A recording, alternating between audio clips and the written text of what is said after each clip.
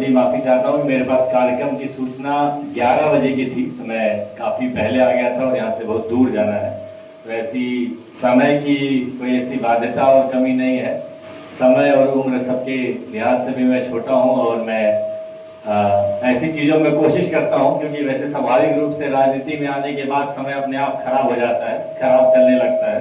तो कोशिश करता हूँ कि ज़्यादा से ज़्यादा समय पर रहूँ। तो मैं काफ़ी देर पहले आ गया था और आगे एक हमारे बहुत बुजुर्ग भारत के इस कार्यक्रम में आने की सूचना मिली, मुझे जानकारी मिली और बहुत अच्छा लगा। बहुत दिनों से मैं इस संस्थान के बारे में जानता था। परिवार के भी एक हमारे बड़े सदस्य पदाधिकारी हैं संस्था के, प्रेम भूषण पांडे जी। में बहुत दिनों से मैं संस्था की कार्यकलाप, योजनाएं, फोटो और अलग अलग चीजें देखता था। मैं यहीं पास के ही गांव भीमपुरा नंबर 2 का रहने वाला हूं। 15 साल से भारतीय राजनीति में एक्टिव तौर पे हूं। मुख्य रूप से लखनऊ और दिल्ली में रहा। दिल्ली की राजनीति को, वैसे राजनीति में तो पंजाब, गुजरात, छत्तीसगढ़ और अलग अलग प्रदेशों की राजनीति को हम लोगों ने समझा गए और सक्रिय रूप से राजनीति में अपना योगदान दिया। सारे ऐसे लोग जो परिवार का हिस्सा हो गए, जो सुख दुख में साथी हो गए। और संयोग तो ये मानिए, जब मेरे ऊपर, मैं आपको बता दूं, जब मेरे ऊपर एक बार ईडी का छापा पड़ा था, तो जो ईडी के छापे के बाद जो अधिकारी गए, जो सबसे पहले जो मेरे दोस्त आने वाले थे, वो इस देश के माने जाने अच्छे पत्रकार थे, जो अपने संस्थान से तुरंत नौकरी पे निकल के और मेरे घर को हालचाल लेने आए। क्योंकि कुछ कौमें बहुत ही जिंदा दिल और बहुत ही बहादुर होती हैं, वो इस देश की पत्रकार कौम है। वो सब लोगों को समझिएगा कि पत्रकार कौम एक ऐसी है जो सत्ताओं को गिरा सकते हैं, सत्ताओं को बना सकते हैं, पार्टियों का गठजोड़ करा सकते हैं, पार्टियों को तोड़वा सकते हैं। पत्रकारों के अंदर आज भी भारतीय राजनीति को चलाने, गिराने, हटाने और लगाने की ताकत उपस्थित है। लेकिन आज वर्तमान में हम लोग देख रहे हैं कि मैं भी पत्रकारिता का स्टूडेंट रहा हूं। मास्टर्स मैंने पत्रकारिता में किया है दिल्ली से, और मेरे ढेर सारे तमाम ऐसे मित्र जो आज भी पत्रकारिता में सक्रिय रूप से भागीदार हैं। पत्रकारिता अपने देश के तमाम तरीकों की चुनौतियों से गुजर रहा है। एक बड़ी चुनौती जो हम लोगों को साफ साफ दिखती है कि आज भी पत्रकारिता के बड़े बड़े संस्थान से बड़े बड़े कुछ लोगों के कब्जे में है, या कहा जाए तो चंद घरानों के हाथ नहीं है। लेकिन दूसरी तरफ मैं जब यही अपने बलिया, मऊ, गाजीपुर आकर देखता हूं, तो आज डिजिटल जर्नलिज्म ने पत्रकारिता के उस बंदिश के दौर को एक नए दौर में निकाल दिया है। आज फेसबुक से लेकर यूट्यूब तक और अपने प्रोफाइल तक पे लोगों ने पत्रकारिता को बहुत ही जिंदा कर रखा है।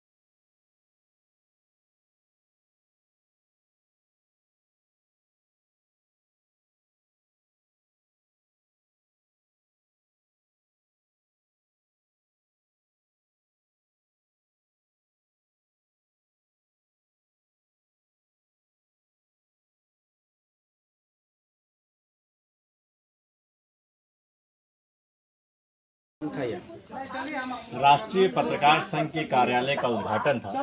मैं पूरे संघ के सभी सदस्यों का तहे दिल से आभार करता हूं, शुक्रिया अदा करता हूं जिन्होंने मुझे यहां बुलाया।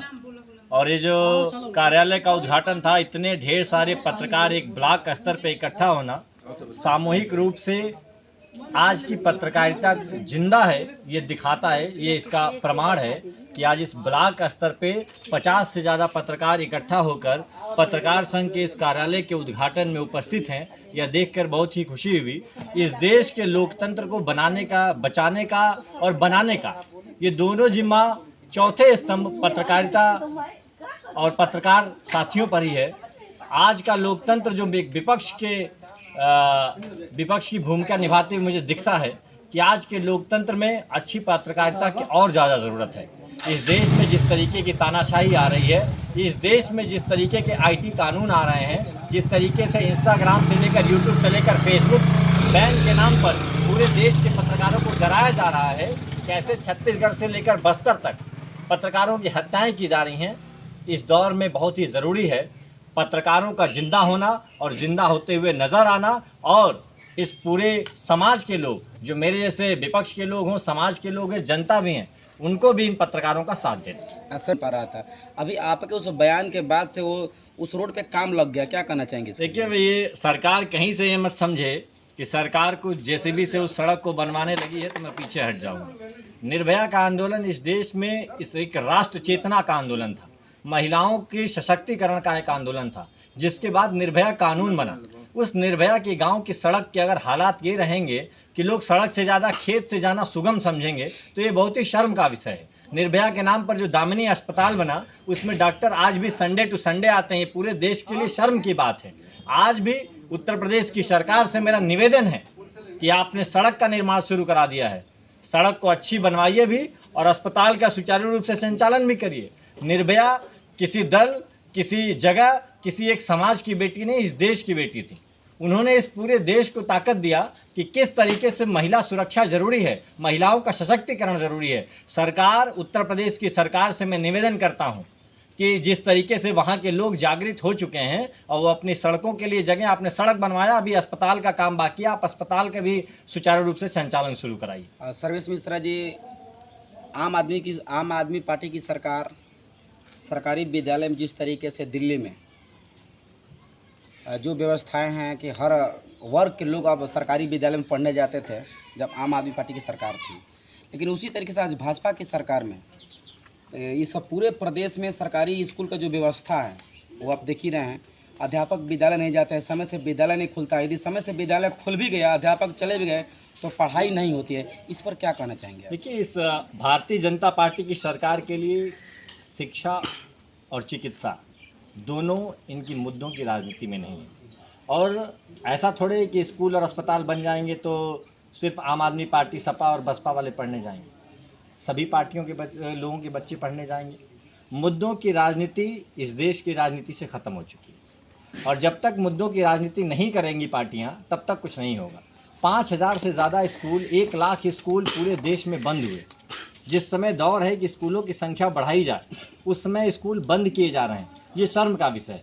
दिल्ली में अरविंद केजरीवाल जी की सरकार में क्या थी? मैं खुद उस सरकार का हिस्सा था। सांसद और विधायक के पास प्राइमरी स्कूल में एडमिशन कराने के लिए लोग जुगाड़ लगाने के लिए सुबह शाम तक लगे रहते थे। आखिर में क्यों ऐसे हालात आ पाए? आप उत्तर प्रदेश में कभी देखे हैं कि विधायक जी के पास लोग जा रहे हो कि विधायक जी एडमिशन करा दीजिए प्राइमरी स्कूल में? जाते हैं ना, कंपोजिट दारू की दुकान लेने के लिए जाते तो यहाँ कंपोजिट शराब की दुकान खुलती है, कंपोजिट विद्यालय बंद किए जाते हैं, कंपोजिट दारू की दुकान खुलती हैं। तो सरकार को अपनी नीतियों में फेरबदल करना पड़ेगा। अगर आप 80 और 20 के नाम पे राजनीति करेंगे तो आपको स्कूल अस्पताल की राजनीति सूझेगी नहीं, और जब तक इसका नुकसान जनता को भी है। आगामी